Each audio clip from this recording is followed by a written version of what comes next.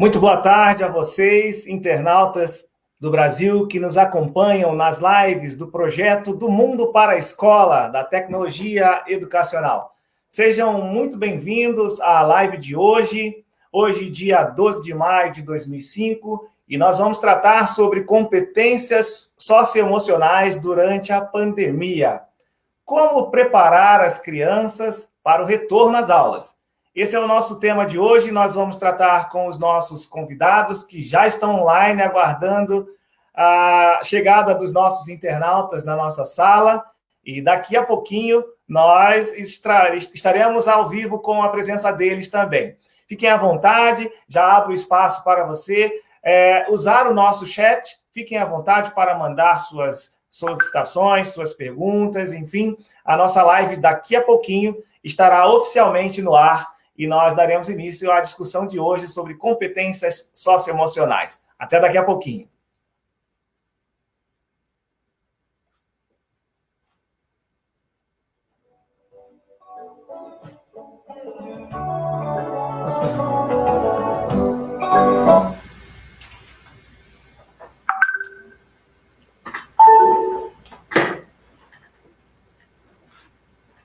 Muito bem, agora sim, nós estamos dando início oficial à live de hoje. Sejam todos muito bem-vindos.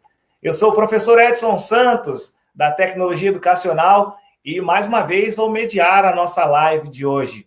O tema: competências socioemocionais durante a pandemia. Como preparar as crianças para o retorno às aulas? A suspensão das aulas em todo o mundo apresentou uma realidade bastante diferente para todos nós. Já tivemos a oportunidade de conversar no início da pandemia, sobre os aspectos emocionais que esse momento pode causar em todos nós, especialmente nas crianças. Mas quase 2 meses depois, e ainda sem uma previsão exata de retorno às aulas, a reflexão que queremos propor hoje é sobre quais as competências socioemocionais que precisamos desenvolver durante a pandemia e como fazer a preparação dessas crianças para o retorno às aulas. Afinal, a situação atípica fez com que elas saíssem totalmente da rotina e ficassem em casa muito mais tempo do que estão acostumadas. Para onde devemos concentrar nosso olhar no retorno das crianças e jovens para a escola? Quais os desafios socioemocionais que os professores e pais deverão encontrar na retomada das atividades? E como podemos começar a nos preparar para esse momento, a fim de reduzir esses impactos? Para nos ajudar a responder a esses questionamentos e outros tantos, convidamos o Dr. Luiz Alberto de Souza Rocha.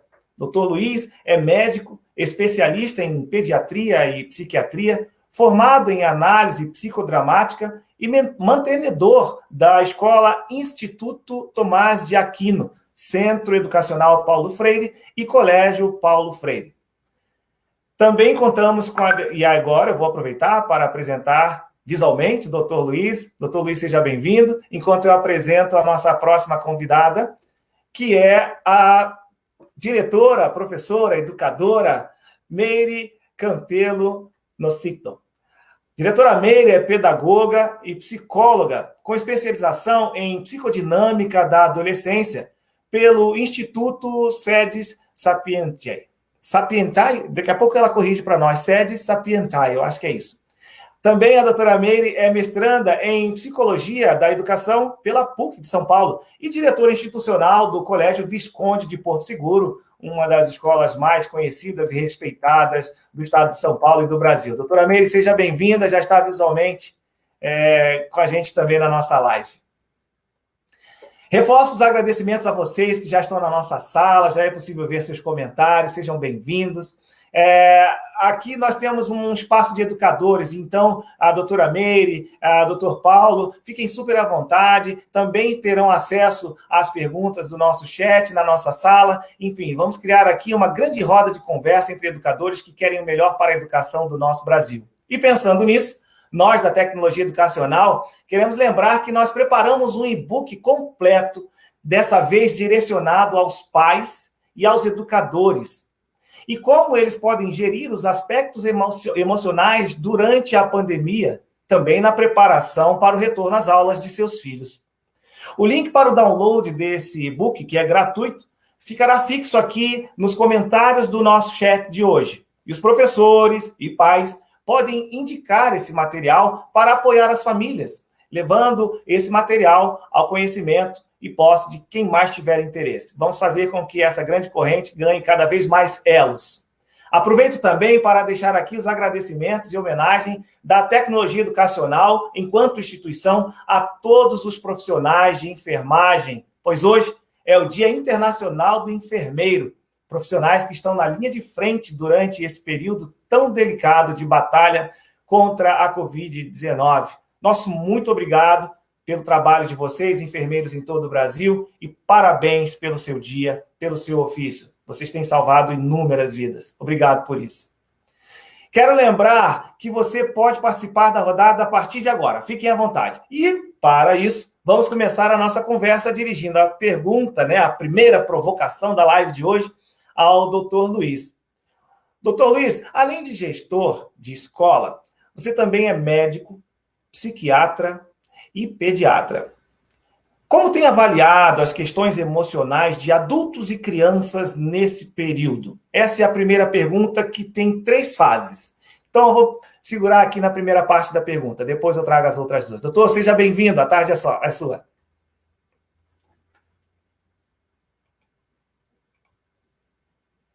Boa tarde. Boa tarde a todos. Agora deu certo. Mas é um prazer estar aqui, é um prazer. Eu sempre digo que tem 2 coisas que eu mais gosto na vida. Uma é tratar de crianças e a outra é de conversar sobre como tratar de crianças. Eu acho que são as 2 coisas que eu mais gosto de fazer. E isso já faço uns 35 anos. Eu estou nessa lida aí de tratar e lidar com crianças. Mas essa questão das questões emocionais de adulto e criança, eu vejo que eu tenho analisado esse tempo, esse momento que nós estamos vivendo, como uma ruptura, sabe, assim, como uma ruptura. Porque, na verdade, é como se existissem 3 espaços distintos. Nós temos um espaço na casa, um espaço ambiente e um espaço da escola. Nós vínhamos num tempo onde esses 3 espaços eles eram extremamente interligados. Eu saía da minha casa, eu chegava na minha casa, eu subia, eu não tinha nenhuma dificuldade de entrar e sair na escola, na rua, no ambiente. Quer dizer, nós estávamos num ambiente, não caótico, mas num ambiente onde a circulação de ideias, de vontades, era tudo muito compartilhado. Então, era um ambiente extremamente saudável de ligação. E de repente nós estamos diante de uma ruptura, Estamos diante de uma ruptura muito grande dentro dessa estrutura, que ela extremamente fluía de uma forma integralizada, seria isso, Então nós separamos. Hoje nós temos a casa, nós temos escola e nós temos ambiente. Ou seja, nós temos 3 estruturas isoladas que se comunicam muito pouco, onde eu tenho reservas para entrar em cada uma delas, entrar e sair. Então, ou seja, eu tive uma ruptura numa estrutura que funcionava, E, logicamente, isso vai trazer para todos nós, tanto crianças quanto adultos, o lidar com o novo, o lidar com essa situação. Quer dizer, era algo que fluía muito bem. De repente, agora, acabou. É uma nova situação. Então, como eu vejo, a minha preocupação hoje, eu separo esse grupo, da nossa comunidade escolar, e aí eu começo a olhar nossas crianças. Essas crianças, elas estão dentro de uma família hoje, elas saíram da rua e saíram da escola e foram para casa. Bom, a influência da família, do pai, da mãe, do cuidador, vai ser muito maior, porque não tem como diluir tudo isso. Então, a influência tem tudo isso. Então, essa criança ela está sob a influência de um grupo familiar, onde esses pais, para mim, podem ser divididos em 3 grupos. Você tem aqueles grupos que não aceitam. Simplesmente eles não estão aceitando esse momento, né? É o grupo que está aí, isso vai passar, amanhã tudo volta. Ou seja, parece que eles criaram um parênteses, né, dentro da história. Esse aqui é um parênteses e depois começa tudo de novo. Então, uma bolha. Então, quando a criança, o que está acontecendo? Nada, isso vai passar. Então, é um grupo, assim, totalmente... vive num mundo de poliana, não sei, né? Não sei se poderia dizer isso, mas é um mundo onde eles simplesmente não aceitam, eles negam esse momento, entendeu? Isso é um grande número de pais. Nós temos um outro grupo que aceita, que entenderam o momento, que é um momento de ruptura, e que é um momento onde nós precisamos de nos adaptar, nós precisamos criar, flexibilizar, nós temos que reinventar, sabe, toda essa estrutura que nós estamos vivendo. E temos um terceiro grupo, que eu acho que é o pior, que é aqueles que aceitam, mas ao mesmo tempo eles negam. Né? Eles aceitam que existe alguma coisa diferente, mas negam. Como que eles negam? De uma forma extremamente ruim. Eles começam a agredir a escola, começam a agredir com dedo, começam a agredir com vídeo, sabe? Eles têm uma postura de agressão. Então eles agridem, ou seja, eles querem achar um culpado de quem tirou o queijo da boca deles. Então, quer dizer, essa criança, para mim, ela vai chegar na minha escola sob a influência desses 3 grupos de pais. Então, como esses 3 grupos de pais estão trabalhando, eu acho que essa criança vai sofrer essa influência. Então, por exemplo, as questões emocionais do adulto e da criança, para mim, a criança vai ser reflexo de como esses pais, esses três grupos de pais estão lidando com elas. Entendi. Perfeito, obrigado pelas considerações iniciais, doutor Luiz. Daqui a pouco a gente vai aprofundar um pouquinho mais, né, sobre essas questões que o senhor nos trouxe inicialmente. E agora eu quero trazer um pouquinho da reflexão também da diretora do Colégio Visconde de Porto Seguro, diretora Meire, seja bem-vinda, já está com a voz liberada, doutora, e educadora, doutora, né, mestranda, enfim. Eu quero trazer aqui uma pergunta para ti. Como educadora, você acompanha de perto, né, um pouquinho melhor, a situação de diversas famílias. Aproveitando o que o doutor acabou de abordar, como a sua escola tem se preparado para oferecer esse apoio à distância? E também qual o planejamento de vocês para o retorno às aulas, tentando amenizar esse cenário? É uma pergunta também em 2 fases, né? Então, vamos focar ela na primeira, né? Como é que a escola tem feito essa questão do apoio às famílias nesse modelo distanciado? Bom, primeiro desafio, muito obrigada pelo convite, eu acho que é um tema muito pertinente, e é um grande desafio para todos nós educadores, né? Nos depararmos com esse momento e buscar uma melhor solução para que todas as crianças e adolescentes continuem com esse direito à aprendizagem, né? Que é um direito e é um compromisso da escola, né? E como nós pensamos, no momento que nós vivemos essa situação, a primeira ideia era garantir canais de comunicação com a família. É um momento de muitos desafios, né? E essa família, ela precisa se sentir acolhida pela escola, e essa família também precisa comunicar as necessidades dos seus filhos, né? Então, nós criamos alguns canais de comunicação, e que são muito práticos, mas foram muito eficientes, e são eficientes, né? Então, nós temos um comitê de pais, que é um comitê que traz o representante de cada classe.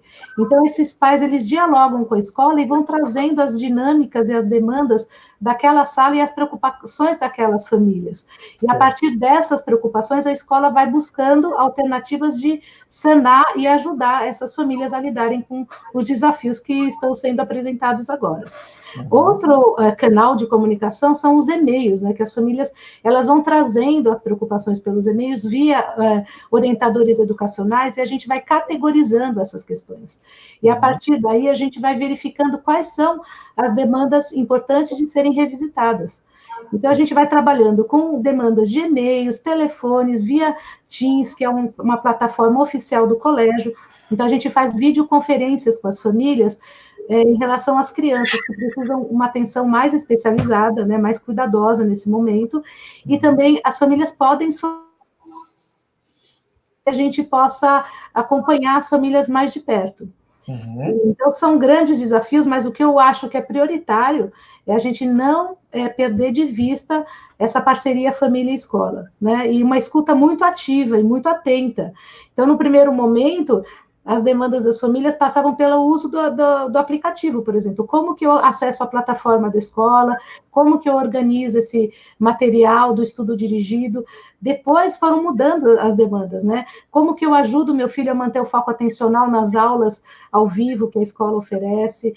Como que eu acompanho meu filho nas aulas ao vivo se eu estou home office o dia inteiro. Então, eu não tenho como parar tudo com uma criança pequena e participar das aulas ao vivo. Aí a gente melhorou o processo e começamos a gravar as aulas ao vivo para que esses pais pudessem assistir essas aulas no momento que eles tivessem oportunidade de acompanhar o estudo dos filhos. Crianças muito pequenas que, no momento da aula ao vivo, também perdiam o foco atencional. Então, como melhorar isso, reduzindo o número de crianças em sala, com subgrupos, né, para que a professora pudesse ter um atendimento mais personalizado. E aí a gente foi criando, na verdade, eu digo que os pais são os nossos grandes parceiros, né? Eles têm uma postura muito colaborativa em relação às necessidades desse estudo à distância, porque eles fazem parte desse processo, eles estão em casa com os filhos, né? E os alunos também. Então, quando a gente pensa no Porto Seguro, que é um colégio que tem alunos mais velhos, né, de Fundi 2, ensino médio, tem a escola da comunidade, que eu acho importante a gente também compartilhar a experiência da escola da comunidade, que é um projeto social do Porto, que atende mais de 1.600 crianças e jovens da comunidade de Paraisópolis. Então, nós tivemos que criar um outro canal de comunicação, que não é o mesmo canal de comunicação para os pais da escola paga. Né? Eles não têm banda de internet que possibilite que eles fiquem o tempo inteiro nas aulas ao vivo. Então, nós começamos a gravar videoaulas para que eles pudessem assistir no site da escola.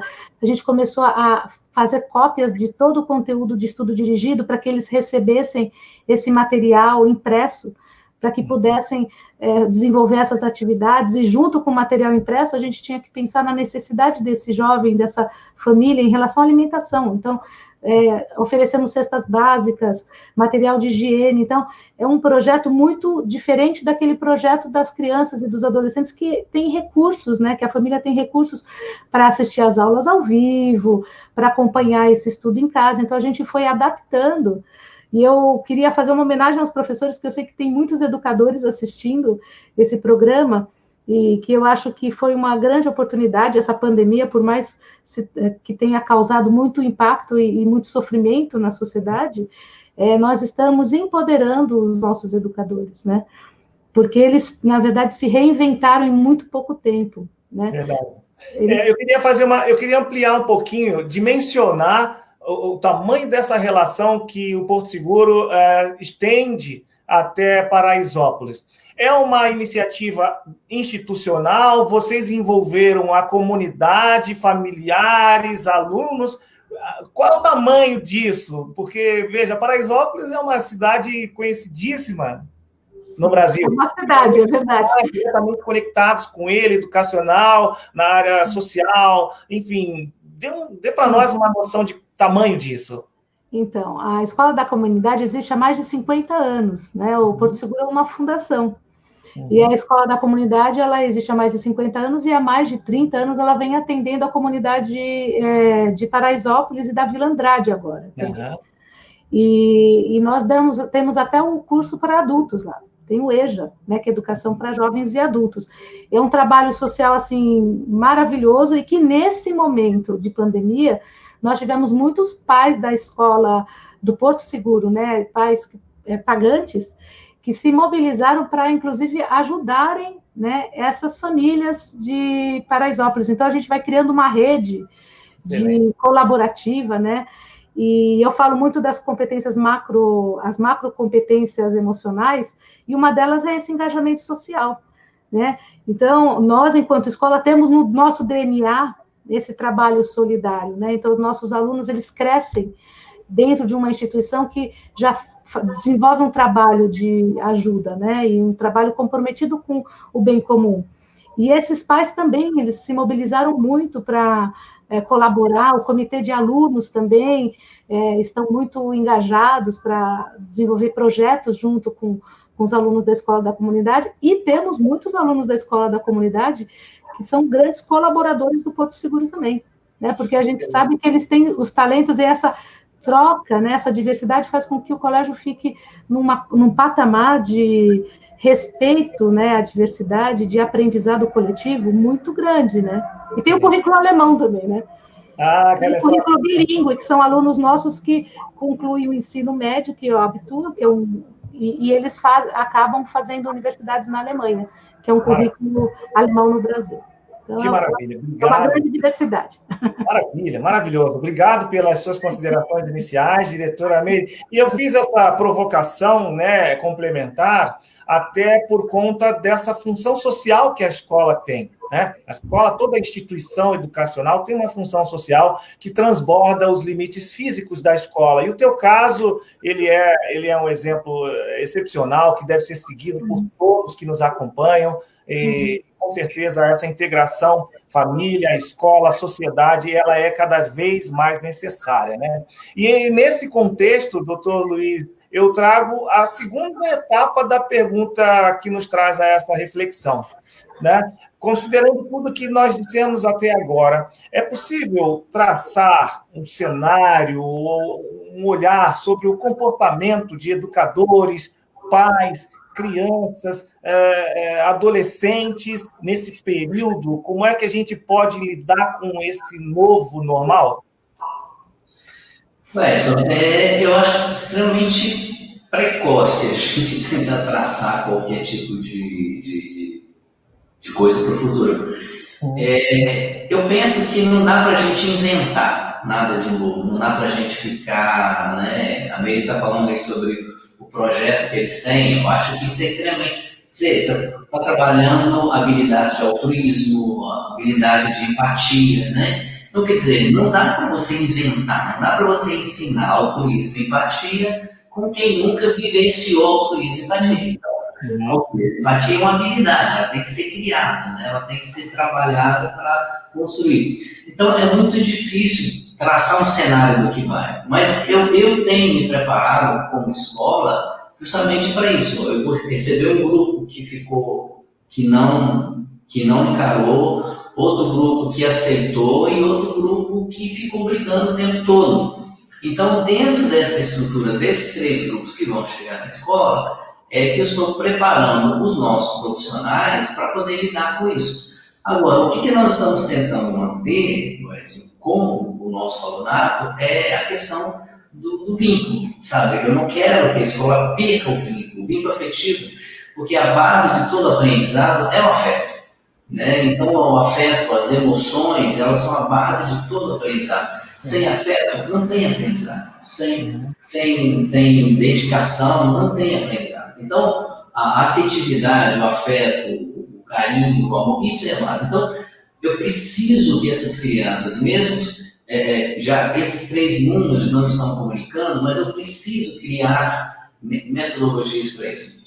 Eu estava falando para um sábado, uma live que eu fiz, lá falando que nós estamos num mundo digital, mas nós temos um negócio que foi programado analógico, ele não foi programado digital.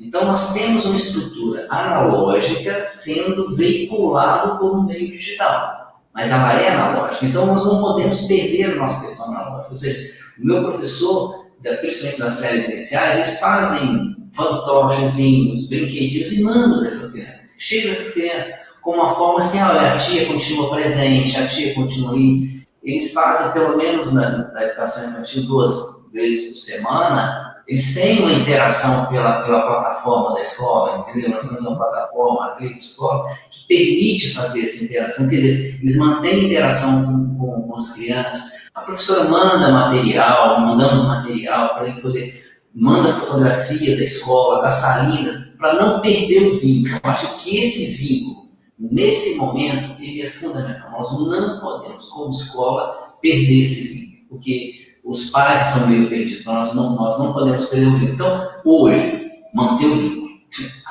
Nós precisamos criar todas as ferramentas para manter o vínculo. É essa que tem trabalhado com a equipe. Agora, para frente, vamos lidar com o que vier. Excelente, obrigado, doutor Luiz. E é bem isso, né? Nós estamos trabalhando com um incerto, né? A cada dia que a gente acorda, né? E com certeza está voltada justamente para a próxima provocação que eu trago agora para a diretora Meire. Diretor, nós já estamos estabelecendo aqui um novo contexto de entregar, né, a educação, de chegar com atividades, como é o caso do doutor Luiz agora, mandar uma atividade, mandar uma lembrança, materializar a presença da educadora na vida da criança que está em isolamento social. Já está nos planos, né, já faz parte do planejamento da sua escola, algo pensando no retorno dessa aula analógica, vocês já estão contemplando esse momento? Sim. E como... Então, eu só vou resgatar a fala do Dr. Luiz quando ele fala do vínculo, que eu penso que quando a gente pensa no retorno, a gente tem que pensar no processo que a gente vem construindo para esse retorno, né? E o que eu acredito que vai ficar de toda essa experiência da quarentena são as memórias afetivas, né? E essas memórias afetivas, elas podem ser positivas ou negativas, né? E nós somos grandes contadores de história, e a gente lá na frente vai contar como foi a nossa história. E as crianças vão contar como foram as histórias delas em casa e na escola, mesmo virtualmente falando, né? Porque a gente espera esse momento presencial, mas que não será o mesmo momento presencial do início das aulas no começo do ano, né? Nós teremos protocolos, né, de higienização, protocolos de saúde, distanciamento das crianças. Então, a gente tem que pensar como preparar essas crianças para esse retorno, que vai ser um retorno muito diferente daquilo que eles conhecem.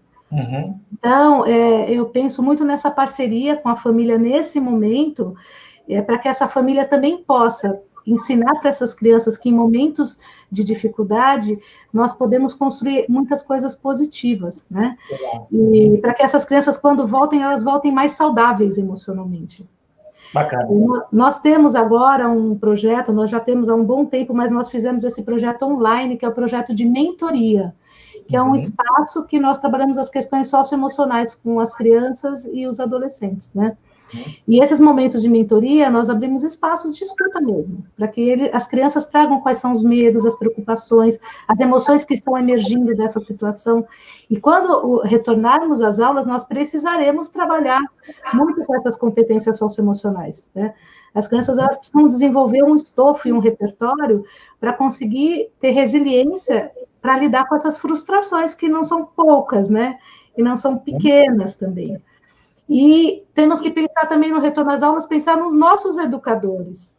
Então, nós agora temos um grupo de cuidar de quem cuida.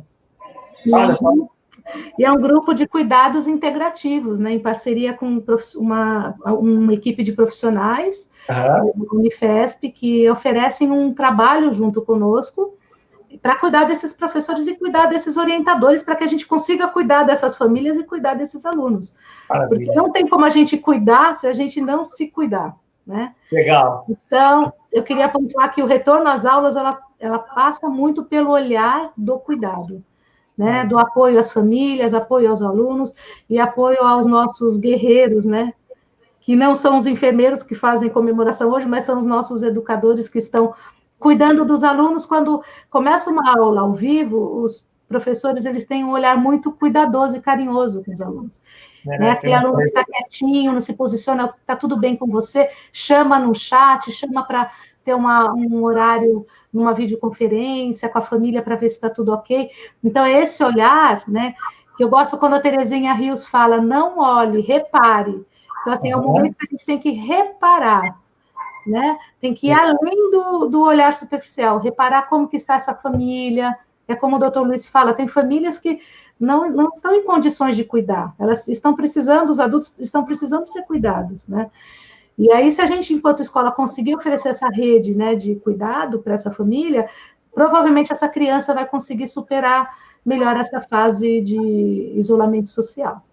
Excelente. Essa nossa reverência a vocês, educadores, que estão aí em todo o território nacional se esforçando para manter a qualidade da educação que levam aos nossos alunos. Corroborando com as respostas do Dr. Luiz e da diretora Meire, eu quero reforçar a vocês que chegaram um pouquinho depois da abertura da live de hoje, que nós, da Tecnologia Educacional, preparamos um e-book justamente voltado para essas intenções.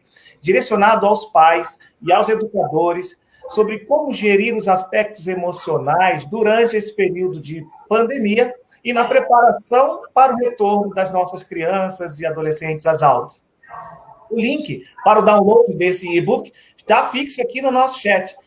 Vocês podem, inclusive, comentar, mandar seus questionamentos e baixar esse e-book ali. Professores e pais podem indicar esse material, repassar à vontade, ele é gratuito, fiquem super à vontade para usar isso.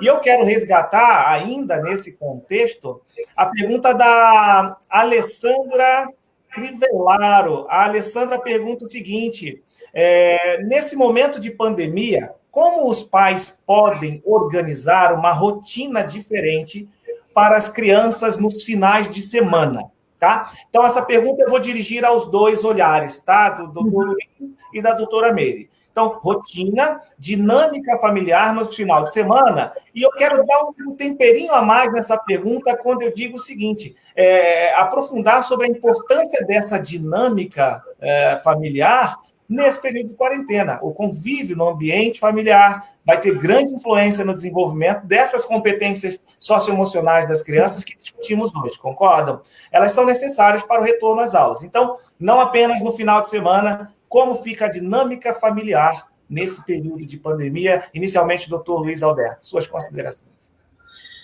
Eu acho que, às vezes, a gente fala de questão de rotina e, às vezes, a gente acaba criando um problema maior do que solucionando. No início da pandemia, nós estávamos muito rigorosos quanto à rotina, entendeu?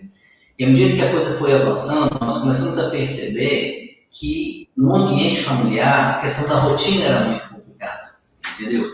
Então, hoje eu tenho uma certa preocupação com a gente trabalha com rotina. Até que ponto essa rotina ela vai ser benéfica ou não? O que eu tenho conversado muito, tenho falado muito? Eu acho que, voltando lá atrás, aqueles 3 modelos, né, dos ambientes que eles estavam extremamente interligados. Ou seja, a família ela começou a perder a sua individualidade.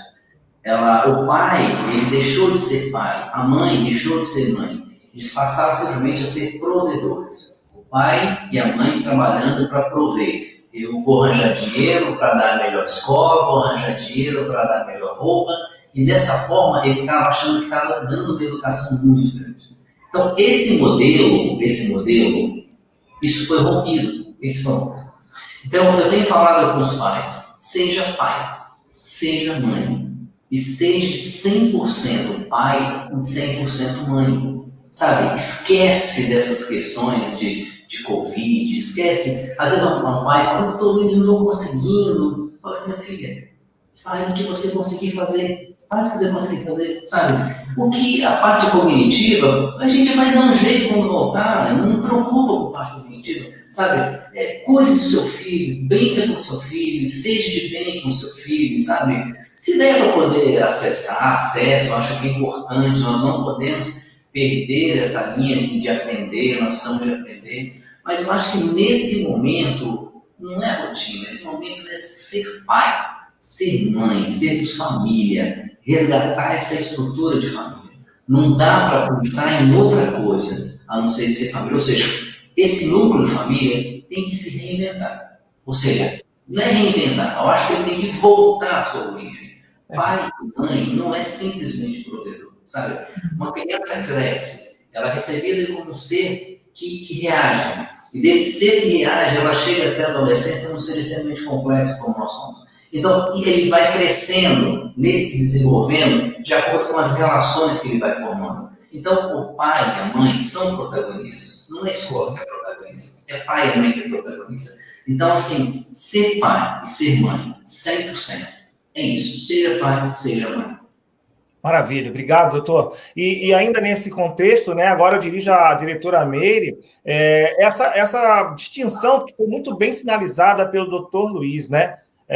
Rotina e dinâmica são questões totalmente distantes, né? Nós estamos falando agora nós estamos falando de uma nova dinâmica que envolve ser muito pai, ser muito mãe, né? Viver familiar. Esse conviver familiar. E aí, doutora Meire, como é que a tua escola, como é que a tua visão contribui nesse contexto? Eu penso que a dinâmica familiar, tem dinâmicas familiares que propiciam uma rotina e outras não, né? Porque tem famílias que já são famílias que conseguem manter um horário de sono, um horário de refeição com as crianças, e é um organizador, né, para essas crianças, mas implementar uma rotina para uma família, eu entendo o que o doutor Luiz quis trazer, né, para uma família que trabalha e que ainda está aprendendo a ser pai e mãe, é muito complexo, né, porque eles ainda estão numa etapa diferente. E quando eu penso na questão da rotina, né, e penso no dia a dia dessa criança em casa e da dinâmica familiar, como é importante essa criança hoje se sentir capaz de ajudar os pais nos afazeres domésticos, por exemplo.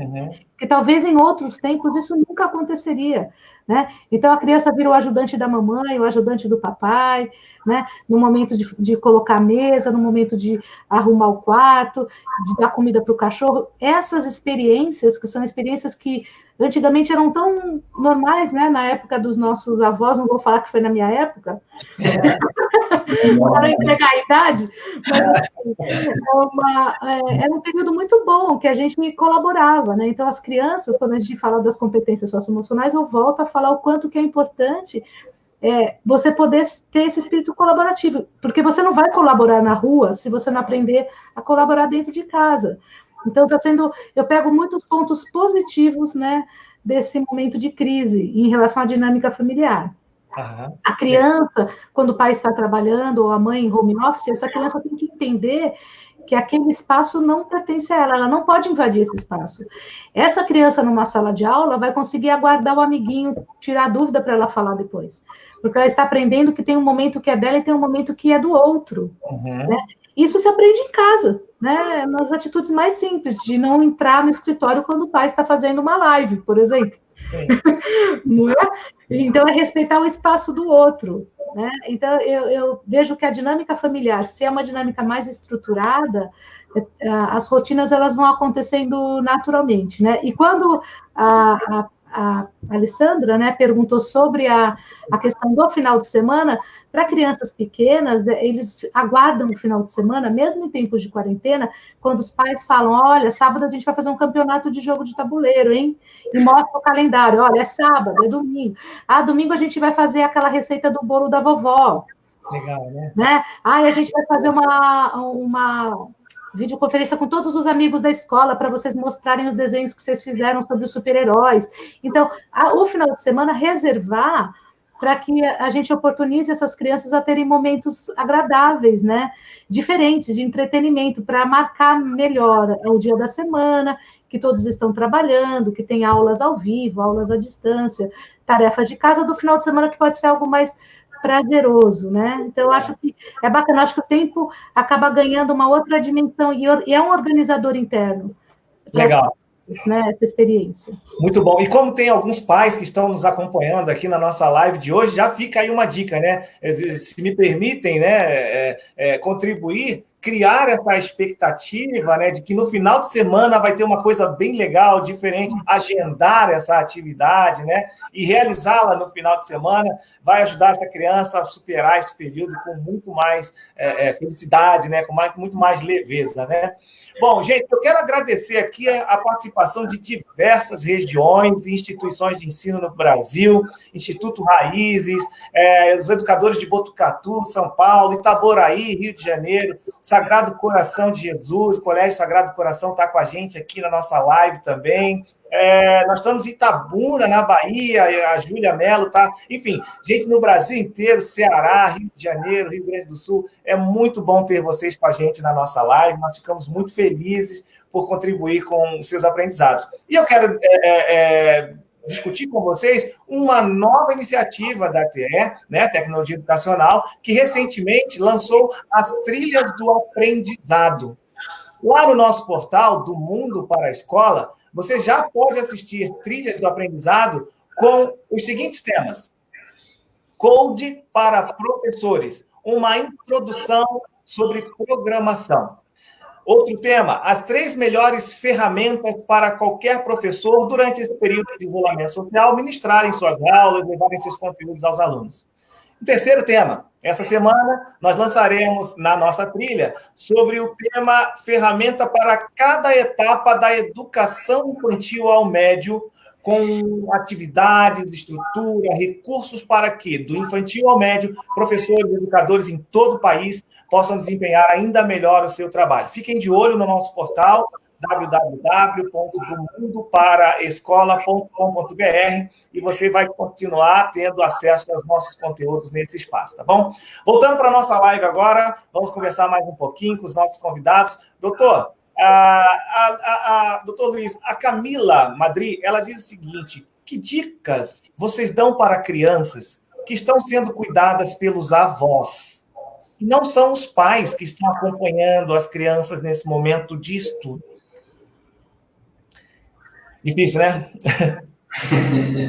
Eu falo assim, que bom que estão sendo cuidados pelos avós. Olha aí, não é difícil, é muito fácil. É bacana, entendeu? Porque se existe alguém que tem afeto, que tem carinho, é o vovô e vovó. Que bom, entendeu? Eu acho que é isso que eu falo. Eu acho que não dá para a gente ficar criando fórmula, sabe? Eu acho que o que vovô e vovó conseguirem ensinar, tá ótimo. Mas fica o clima, sabe? O clima afetivo, o clima de estar com a vovó, de estar sentado. Eu acho que isso é que tem que ser valorizado, sabe? Porque a criança, ela precisa de climas afetivos que a permitam crescer, ou seja, de climas que vão ajudá-la a desenvolver, e não de climas que a inibam, entendeu? Climas facilitadores, sabe? E vovô e vovó é um clima facilitador. Se a gente vê, por exemplo, eu gosto muito da cultura judaica, né? Na cultura judaica, por quem que as crianças eram recebidas? Pelas avós, pelas mães, né? Pelas mães e pelas avós. Ou seja, quem já viveu bastante para dizer que a vida é bacana, que a vida é boa, é que está recebendo as crianças. Então, que bom que está vendo. Eu acho que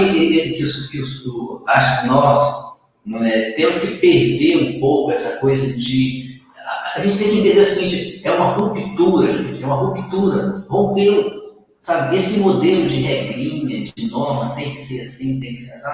Isso acabou, sabe? Não é um mundo caótico, não é caos, não é isso.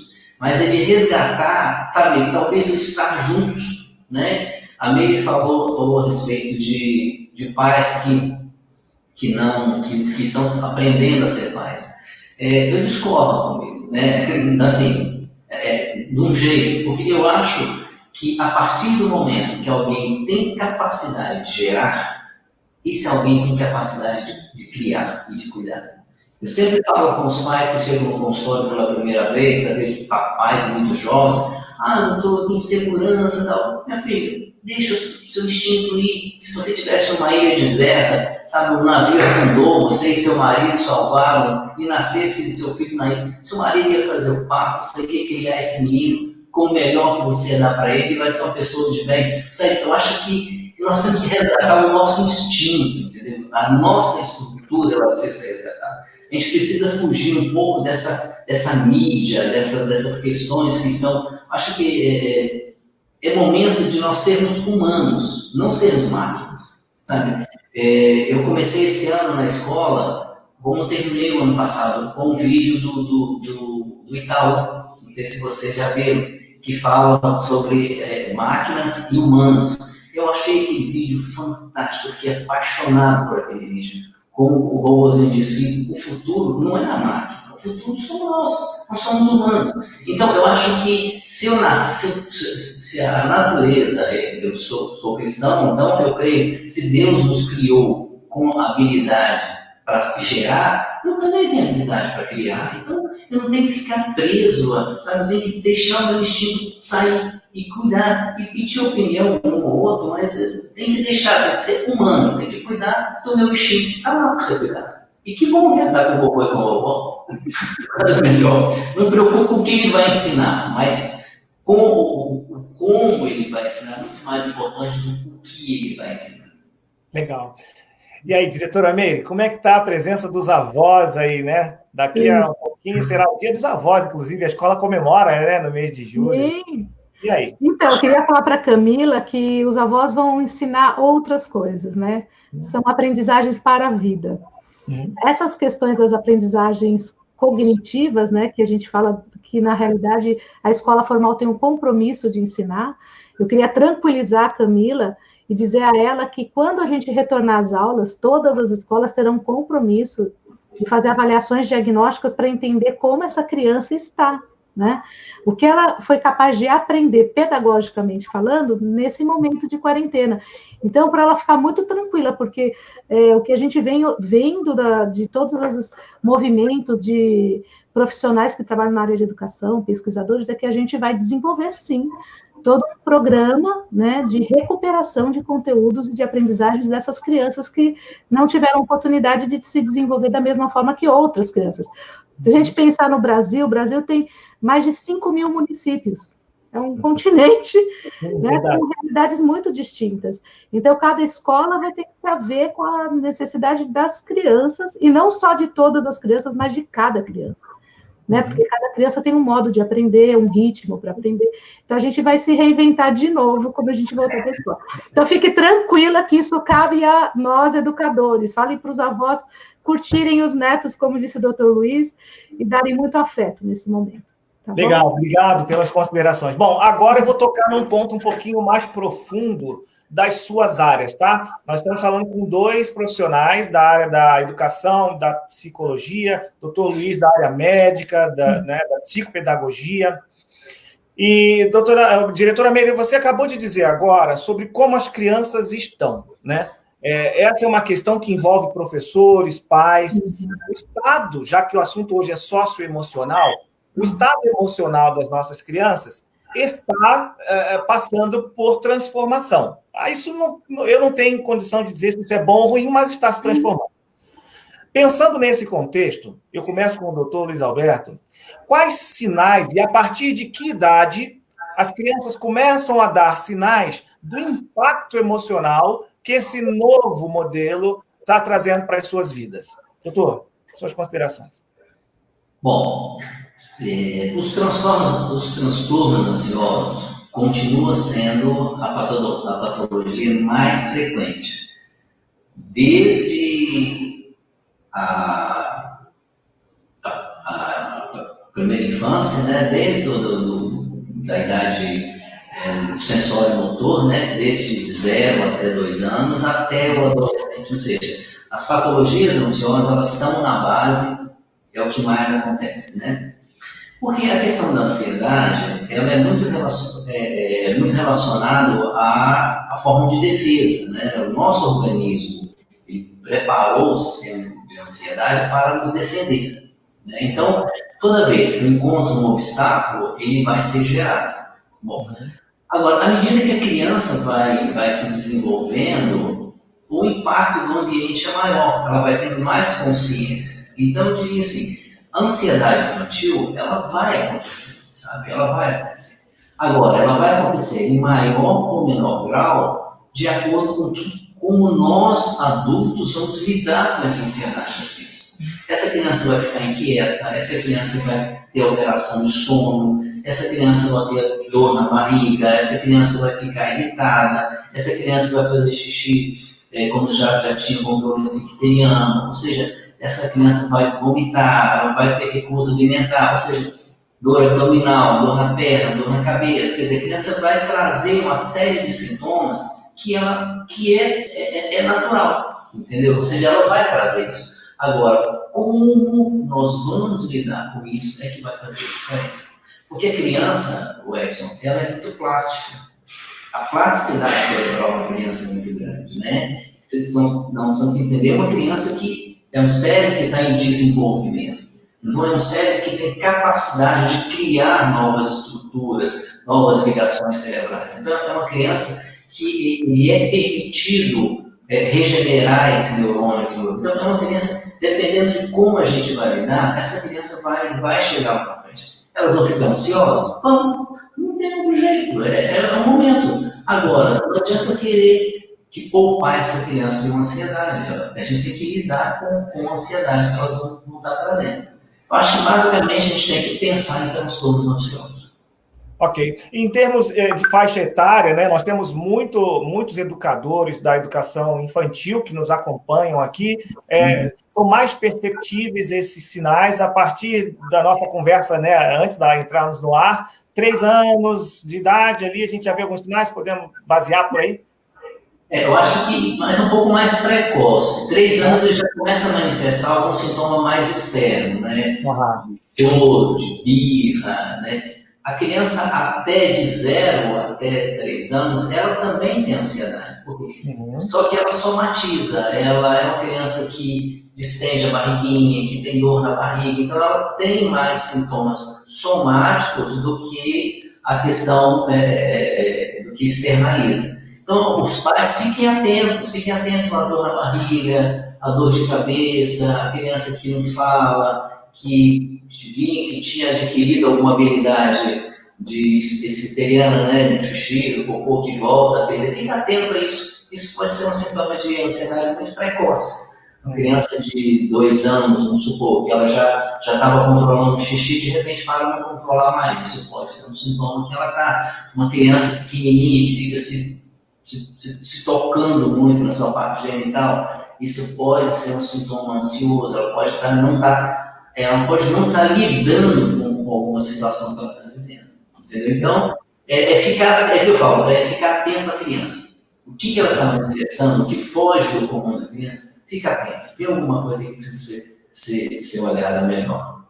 Tá. E aí, diretora Meire, excelente, obrigado, doutor Luiz. Eu acho que essas questões práticas, né, são situações concretas que a gente convive, né? A gente ouve relatos de educadores trazendo depoimentos dos pais, e é importante a gente abordar isso também. E aí, pela visão da escola, diretora Meire, Visconde do Porto Seguro atende um universo gigantesco de alunos próprios, está lá em Paraisópolis, né, há muitos anos trabalhando, e os impactos emocionais também desse momento histórico que a gente está passando devem ser bem percebidos, né, pelos seus alunos.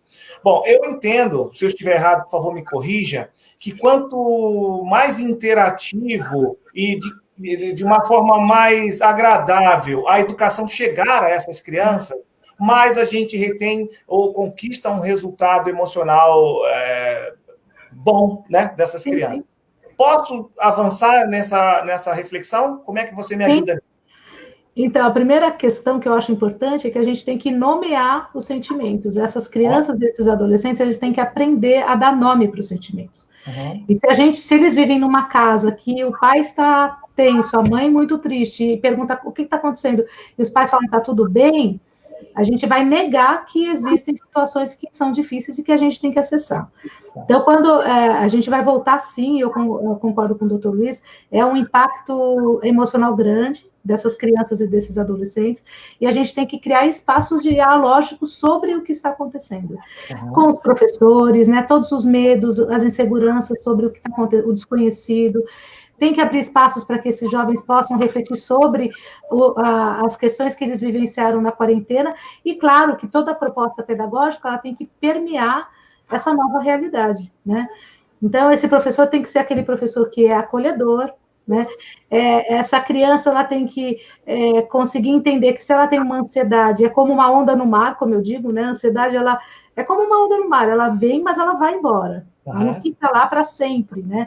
Então, quando a gente pensa na educação e no padrão de excelência da educação, não passa só pelos conteúdos, né? Mas passa também por todo esse processo de olhar esse ser humano integral, né? Esse potencial de formação mesmo, né? Dos aspectos emocionais, aspectos pedagógicos e relacionais também, né? Essa escola que acolhe a todos, né? Excelente. Olha... Só complementando aqui, eu acho que nós, como adultos, nós temos que entender uma coisa. A criança, no período de 0 até 4, 5 anos, essa criança ela é intuitiva. Ela é intuitiva. Depois do 5º ano é que ela começa a desenvolver um processo dedutivo. Então, quer dizer, eu concordo com essa questão de você, do emocional, né? A gente trabalha isso na escola, muitas questões emocionais, de reconhecer aquilo, né? Mas a criança até 4, 5 anos, ela é muito mais intuitiva, ela sente muito, ela vibra.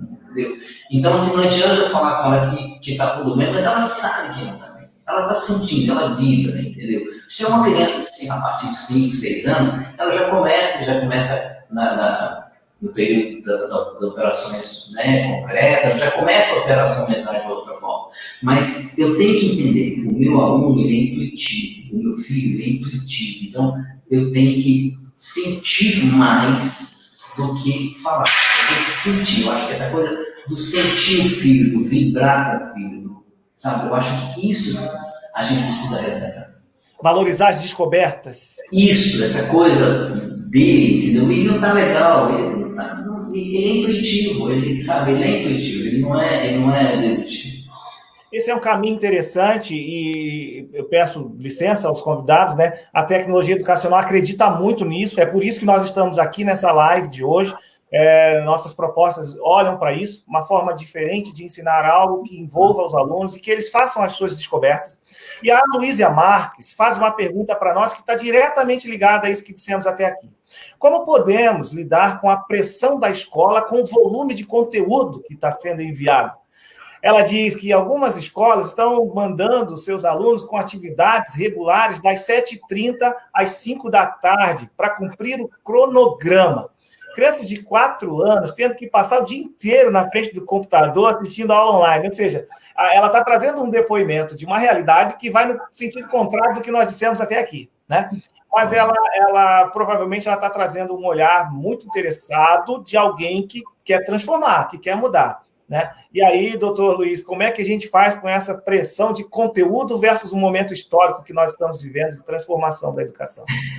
É aquilo que eu falei, no início da pandemia, a gente estava mandando muito conteúdo. Depois a gente chegou a esse conclusão que não adianta. Entendeu? Então, eu acho que eu tive uma mãe que ela falou assim, ela foi no consultório e falou, você quer saber uma coisa? Dei pau. Dei pau, eu vou brincar. Eu disse, exatamente, faça isso. Né? Eu não sei, por exemplo, se no primeiro dia de aula, quando as crianças voltarem, se eu vou colocar, eu acho que eu vou deixar ela simpática, ela correr para lá, correr para cá, correr para todo lado, sabe? Ela conhecer cada canto, ela reconhecer cada canto. Eu acho que a gente precisa desafogar um pouco essa pressão, entendeu? Então, eu não posso transformar a escola, né? Quando eu falei da rotina, não é uma... Mas, assim, eu não posso transformar isso, sabe? A criança ela já está fora do ambiente, sabe? Tem que sabe? Se é uma professora, converse com a sua diretora, a sua coordenadora, acho que ela está meio fora. Se é um pai, fala com sua escola, acho que são fora da realidade. Não dá, não tem jeito. O conteúdo que o Centrais também falou, a gente vai dar conta. Nós vamos dar conta. Esse menino vai aprender, ele é plástico. Ele vai aprender, isso aí não vai ficar nada cognitivo. A escola tem condições de fazer isso, mas para com isso, deixa as crianças, ensina o que for possível, né? O resto, deixa com a gente na igreja. Excelente. Diretor, Visconde do Porto Seguro é uma escola de referência, de vanguarda, está sempre buscando novas estratégias, enfim. Como é que vocês estão lidando com essa questão de conteúdo, cronograma, carga horária, currículo? E as pessoas que estarem em casa, como é que o Porto Seguro está lidando com isso? Então, o nosso olhar é muito específico para cada faixa etária, né? Eu acho que essa mãe traz essa questão.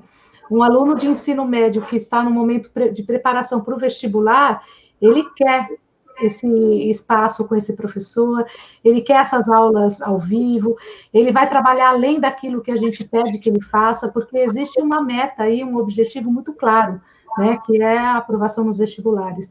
Uma criança menor, ela tem uma condição de se manter diante da tela muito menor, com um tempo mais reduzido. Então, nós desenvolvemos um programa híbrido para as crianças pequenas. Então, a criança recebe algumas atividades, algumas videoaulas e alguns momentos de interação com a professora e com os colegas da classe. Então, é um tempo muito reduzido, mas para não perder o vínculo com os colegas, para que a professora possa fazer uma orientação mais individualizada em grupos pequenos. Então, eu acho que seria interessante a nossa colega Luísa entrar em contato com a escola, porque eu falo que a melhor coisa agora é essa parceria, e contar o que está acontecendo, né? Porque é importante que a escola saiba, porque às vezes a escola pensa que está fazendo o melhor, e o impacto não está sendo positivo. Então, essa escuta é super importante para redimensionar as práticas, né? Legal, muito obrigado pelas considerações. São 3h29. A gente já está quase a 1 hora no ar, as lives normalmente duram 40, 45 minutos, já estamos a 1 hora e o papo parece que não tem tempo para controlar. Eu preciso encaminhar daqui nos próximos minutos a nossa live para o encerramento, mas tem tantas questões, tantas interações legais, que eu gostaria de aproveitar aqui para a gente trazer em termos de afunilamento da live de hoje, tá bom? Nós vamos dizer, eu posso destacar aqui, né, Sindicato dos Comerciários de Araxá, Minas Gerais, representado na nossa live, Colégio Salvatoriano, Nossa Senhora de Fátima, lá em Florianópolis, Santa Catarina, obrigado pela presença de vocês. A representante e membro da Associação das Orientadoras de Santa Catarina, das Orientadoras Educacionais, a Lúcia Machado, está na nossa live também. Muito obrigado, Lúcia, por nos acompanhar nas nossas lives. E agora eu trago uma questão, doutor Luiz, diretora Meire, que podem ser divididas entre os dois, tá? Olha só, nós falamos até agora de educação infantil, do adolescente, e a Eliane dos Santos diz o seguinte: eu sou professora de EJA, Educação de Jovens e Adultos.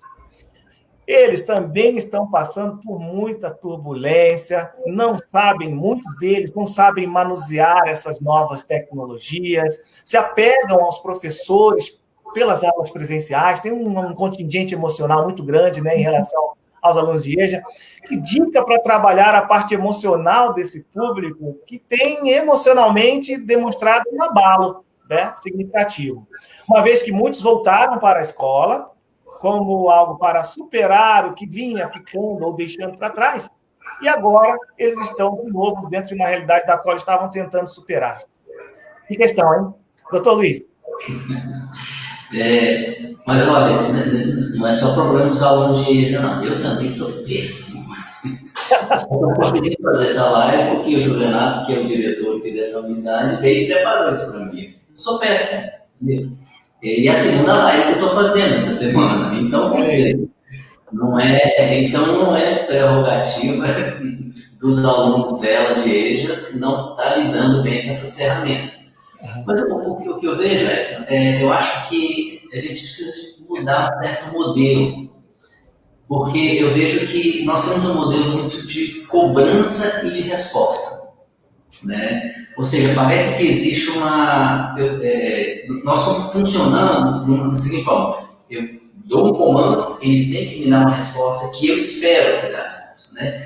Eu sempre falo que um aluno, uma criança, ele precisa, a primeira coisa, de ser aceito, né? Por exemplo, em qualquer idade, tem que aceitar essa criança. E segunda coisa, essa pessoa tem que ser protegida, mas protegida de mim mesmo, protegida das minhas expectativas em relação a ela. Então, enquanto ela começa a lidar comigo sem aquela expectativa do que eu espero dela, entendeu? Mas com a expectativa de que ela está sendo acolhida, que ela está sendo aceita, essa pessoa vai lidar melhor com isso. Então, assim, o olhar dela sobre esse aluno, sabe? Entender a necessidade, falar tranquilo, isso aí você faz o que você consegue, vem cá que eu te ensino, faz. Sabe? Aqui nessa escola a gente tem ensino técnico. Então tem alunos que moram às vezes no interior, que não tem a internet, a gente já consegue fazer com eles pelo WhatsApp, mas, sabe, aprende, não aprende, sabe? Ou seja, criar as ferramentas. Eu acho que perder esse medo de que estão esperando que eu dê uma resposta. Estamos esperando que eu aprenda nesse tempo. Então, assim, é o aluno ser protegido dessa questão. Então, assim, eu creio que essa é a grande postura dela como professora de EJA, também não passar, porque uma pessoa também que está voltando para a escola, ele também tem as mesmas ansiedades, eu tenho que dar uma resposta, eu tenho que aprender, eu tenho que dar um retorno. Quer dizer, o objetivo ele se tornou tão mais importante do que o meio, que a gente está esquecendo do meio, sabe?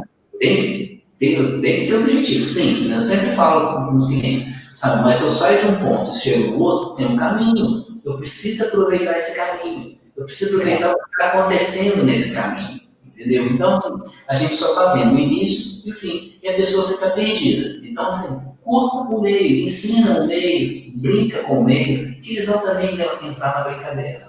Excelente, excelente. Obrigado, doutor.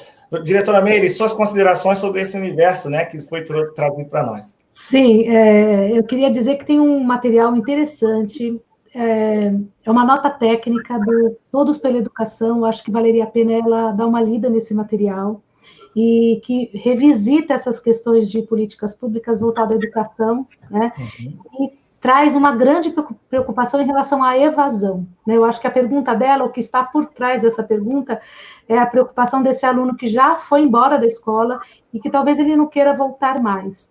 Sim. Eu acho que é um ponto muito frágil trabalhar com a escola, com o EJA, né, de jovens e adultos, educação de jovens e adultos. Eu acho que, enquanto professora, se a gente pensar numa coisa mais local, a presença dessa professora em um grupo de WhatsApp, né, um reforço positivo que ela vai aguardar quando essas aulas presenciais retornarem, mas não dá para a gente exigir que esse jovem e adulto, que é essa pessoa que já tem algumas dificuldades, né, consigam trabalhar com aulas online, participem de videoconferências, assistam videoaulas, enfim, é muito difícil, né?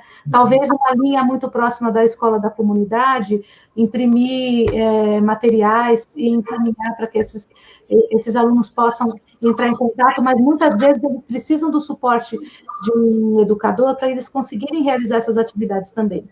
Algumas vezes eles têm alguém em casa que possa ajudar, mas eu acredito que é uma grande preocupação, e eu teria se eu fosse essa professora também, né? E eles desistissem, né? Porque a gente sabe o esforço que eles fazem para voltarem para a escola, é muito grande. Excelente, obrigado pelas contribuições. Bom, eu vou finalizar, então, com a temática sem antes... eu preciso destacar a presença dos nossos internautas, tá? Supervisora escolar da educação estadual em General Osório, lá no Rio Grande do Sul, a Silvana Silveira. Obrigado, Silvana. Nós temos também a presença da Cíntia Ventura, lá de Belo Horizonte, mandando abraços e agradecimentos. Cíntia, nós que agradecemos a sua presença. E para as considerações finais dos nossos convidados, doutor Luiz Alberto e diretora Meire, eu trago a questão que a Lúcia Machado registrou para nós. Até aqui nós falamos sobre o trabalho socioemocional de crianças, adolescentes, jovens e adultos. Mas também ela pede uma atenção para os profissionais da educação no pós-pandemia. Ela já percebe sintomas no grupo de professores da escola onde ela atua, né? O que fazer com essas questões emocionais dos profissionais da educação pós-pandemia ou durante ela, né? Que a gente ainda não tem uma certeza de quando ela termina. Doutor Luiz. Eu acho que talvez a grande questão que eu observo dentro das nossas instituições e que é a minha preocupação principal como o nosso professor é a estabilidade.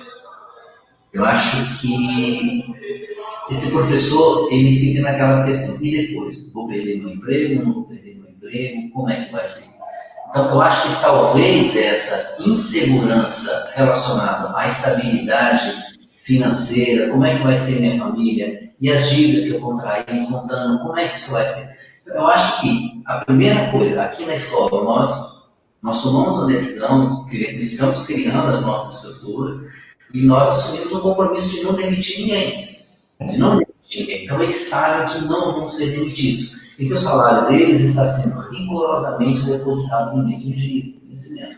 Então, eu acho que essa estabilidade que a gente dá financeira, eu acho que o nosso profissional, o nosso professor, ele sabe o que fazer. E sabe como fazer. Eu tenho falado para eles que nunca médico e profissional de educação, e professor, nunca foram tão valorizados como nesse momento. Acho que até passei para eles que eles precisam tomar posse desse novo momento que estão vivendo, que a sociedade está dependendo tanto do médico quanto do educador. Então, quer dizer, eles precisam tomar posse disso, que eles são capazes e que a sociedade, nesse momento, depende deles e que eles têm como dar de volta para essa comunidade. E que fiquem tranquilos, a empresa está sólida, ela vai da estrutura, vocês não vão perder emprego, vocês não vão perder. Então, eu acho que dá essa tranquilidade para o profissional. Eu vejo que como empresário, eu vejo que dar estabilidade para o meu professor e estar perto dele nas necessidades dele, principalmente financeiras, nesse momento, é fundamental. Muito mais que qualquer outro tipo de atendimento. Excelente. Obrigado, doutor Luiz. Se alguém tiver interesse em continuar ouvindo suas considerações, pedindo ajuda, está passando aqui embaixo o e-mail do doutor Luiz Alberto, d.luizsouzarocha@gmail.com, o Luiz e o Souza com a letra Z. E também o site www.exemplodeensino.com.br. São esses os canais de contato do doutor Luiz Alberto. Obrigado, doutor Luiz, até aqui. Obrigado. Diretora Meire, vamos lá. Nesse contexto, que mensagem, como é que a gente fala com esses professores que estão tão ansiosos quanto crianças, jovens e adultos? Sim, eu acho que a questão financeira é fundamental, né? Essa garantia do emprego, eu acho que é uma condição, se a gente for pensar na pirâmide de Maslow, né? É uma das bases que é a segurança, e a gente precisa de fato garantir essa estabilidade financeira para os professores, e no aspecto emocional mesmo e psicológico, eu acho que se a gente for pensar nas instituições públicas, tem que ter uma política pública que faça um trabalho, né, intersetorial entre a educação e a saúde, né, porque talvez eles precisem de um suporte de outra ordem mesmo, né, um cuidado mais específico, eles podem voltar com algumas situações de muito estresse e uma ansiedade excessiva, e eles não vão conseguir desenvolver esse trabalho, até porque essa pergunta me remete muito à escola que nós vamos retornar, gente não volta para a mesma escola. Então, chegar numa escola depois de 15, 20, 25 anos, encontrar uma escola diferente, onde as crianças não podem se aproximar, onde a gente tem que ter todo um protocolo de higiene, de cuidado com a contaminação do Covid, quer dizer, já volta com uma história de perda, talvez, em família, ou de um ente querido. Esse profissional é um humano, né? Então, acho que a gente vai ter que olhar para a humanização das escolas, sim, né? Como a gente cuida de cada um, né? Fazer uma rede de troca de experiências, um dando apoio para o outro, e, se for possível, trabalhar com a área da saúde também, cuidando dos profissionais que ficaram mais vulneráveis a essa situação da pandemia, né? Legal. Que bom. Muito obrigado pelas suas considerações, doutor Luiz, diretora Meire, do Colégio Porto Seguro. Fugiu.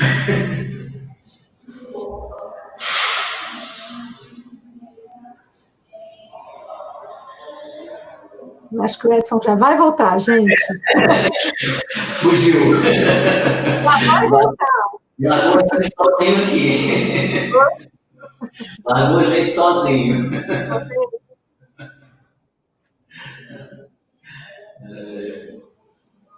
Agora eu não sei se está no ar, acredito que sim.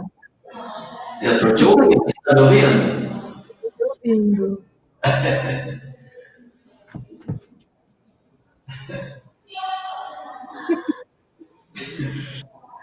E agora? Flexibilidade cognitiva. Testados, abertura para o novo, resiliência emocional. Vamos embora. Hoje estão sendo testados no...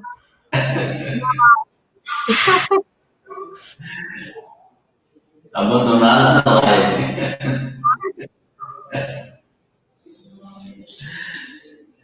Já ele deve retornar.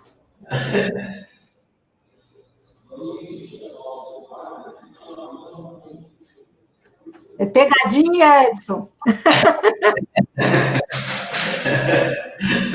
Ele está recolhendo perguntas lá. Está rodando perguntas. Vai, Chico.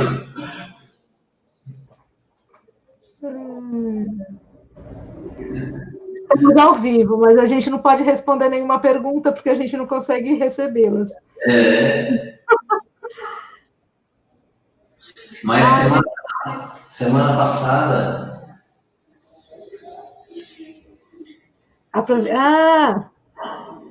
Pronto, vou falar sobre a previsão da volta às aulas, pode ser? Bom. Então, eu queria... o que nós estamos percebendo, a gente está olhando para fora do país, né? E observando o comportamento dos países que estão retornando às atividades escolares agora. Né? A Espanha retornou, ontem ela teve um movimento de fechar as escolas novamente, e eu imagino que o retorno às aulas será gradual, né? Gradativo, não acredito que todas as crianças e os adolescentes voltem no mesmo momento. Vai ser necessário que a gente mantenha esse distanciamento entre as crianças, os intervalos precisarão ser escalonados, eu acredito que sim. Horário de entrada e saída da escola, dependendo do volume, né? Porque nós, no Porto, temos 7.000 alunos em 3 campos, né? Mas é um volume muito grande de alunos. Então, dos campos, nós temos 3.000 alunos. Então, como a gente vai organizar esse retorno às aulas para que a gente garanta, né, a segurança e evite o contágio da doença. Eu acredito que a gente vai ter que criar protocolos de higienização a cada 2 horas, o que a gente vem observando nas outras escolas no mundo. Israel, inclusive, criou um protocolo que a cada 2 horas as crianças precisam lavar as mãos, álcool em gel sempre em todas as salas de aula, aulas de reforço, né, de recuperação contínua, para poder cuidar da defasagem que pode ter ocorrido nesse período. Eu acho que são esses movimentos que as escolas estão tendo, né? Enquanto a escola, a gente tem que olhar para isso, o que funciona, o que não funciona, né? Porque tem que adaptar a nossa realidade aqui no Brasil. A gente não sabe se nós teremos outro pico epidêmico da doença. O senhor, como médico, pode falar um pouco disso, mas eu imagino que enquanto nós não temos a vacina ou o remédio, nós teremos uma grande dificuldade de manter uma estabilidade, né, nas escolas, enquanto a gente não tiver um caminho, né, para combater esse vírus. O que o senhor acha, doutor Luiz? Bem, eu acho que a gente vai lidar com uma ruptura muito grande. Né? Eu acho que nunca a medicina ela esteve tão próximo da realidade. Nunca esteve tão próximo do dia a dia das pessoas. Né? Eu acredito que isso que você falou também é o que a gente está esperando, mas eu acho que essa vacina não demora mais rápido que eu consigo ver um ano e meio. Não consigo ver antes disso. E quando realmente nós não tivermos essa vacina, vai ser assim. Agora nós temos que criar uma cultura. Eu acho que essa que é a grande questão, uma cultura de altruísmo, uma cultura de pensar no outro. Eu estou lavando a minha mão por causa do outro. Eu acho que nós, como escola, nós precisamos criar a cultura do altruísmo, mais do que nunca. Tá vendo? Você fugiu, Edson. Nós a gente continuou, viu, Edson? Vocês estão de parabéns, vocês são ótimos mediadores de live. A gente mostrou que a gente não só fala de competência socioemocional, mas nós também temos elas bem desenvolvidas. Bem, olha. O doutor Luiz falou que era a primeira live, a segunda live dele, então vocês seguraram a onda. Infelizmente, nós tivemos aqui um problema de conexão, caiu o sinal. E, graças a Deus, meu provedor conseguiu me ajudar rapidamente. E obrigado por segurarem as pontas. Tá vendo, educadores? É isso que acontece quando a gente dá aula ao vivo, né? Estejam prontos para lidar com isso também. Obrigado. Mas eu ia encaminhando a nossa conversa, de fato, para o encerramento. Já estamos aí a 1h21 de live. E quero formalizar, em nome da Tecnologia Educacional, diretora Meire, do Colégio Porto Seguro, em São Paulo. Muito obrigado pela sua participação. Doutor Luiz Alberto, também agradecemos a sua participação, representando todo o estado do Espírito Santo. Né? Foi uma alegria muito grande participar e aprender com vocês na live de hoje. Espero revê-los em breve, virtual ou presencialmente, dou preferência para o presencial, para que a gente volte a falar de educação com os nossos internautas em todo o Brasil e no mundo, ok? Muito obrigado. Muito obrigada, gente. Até mais. Um grande abraço. E para vocês que nos acompanharam, né, e continuam nos acompanhando em todas as nossas lives, fica a nossa gratidão pela parceria, pela entrega, pela compreensão às questões técnicas que envolvem as nossas lives, e é bom demais ter vocês com a gente. Bom, dentre os agradecimentos, que já foi estendido a todos vocês, eu reforço o convite para visitarem o nosso portal e terem acesso às matérias que nós tratamos desde a primeira live até hoje, a nossa live lá na educação e no nosso site do Mundo para a Escola. Tecnologia Educacional, www.domundoparaescola.com.br, você vai encontrar todo esse conteúdo que nós já tratamos e muito mais que até disponibilizou para você. Amanhã, como eu já disse, nós vamos lançar uma nova trilha, a melhor ferramenta para cada série. Inclusive, essa foi uma das perguntas que surgiram na nossa live de hoje, né? Então, as ferramentas ideais para tratar a educação à distância em cada etapa do ensino, do infantil ao ensino médio. Acesse lá, domundoparaescola.com.br e assista a essas trilhas gratuitamente. Foi uma conversa muito esclarecedora hoje, né? Como as outras também. Ficamos muito felizes pela sua permanência na nossa live. Agradecemos aos nossos convidados e a vocês. E terça que vem, nós nos vemos numa nova live. O tema da semana que vem será: em tempos de isolamento, como fica a alfabetização das crianças? Esse é um tema excelente para a gente tratar, vai trazer muitas questões práticas, né? E aí nós vamos tratar a alfabetização. Agradecemos a vocês, agradecemos a todos que trouxeram essa estrutura, que fizeram com que isso funcionasse, mesmo com um pequeno percalço. É sempre um prazer até estar em contato com vocês. Do que nós tratamos hoje, fique certa de que a tecnologia educacional está se esforçando para trazer as melhores soluções para te ajudar nesse período de isolamento e nas aulas presenciais também. Nós estamos aqui para transformar a educação por meio da tecnologia. Nosso lema?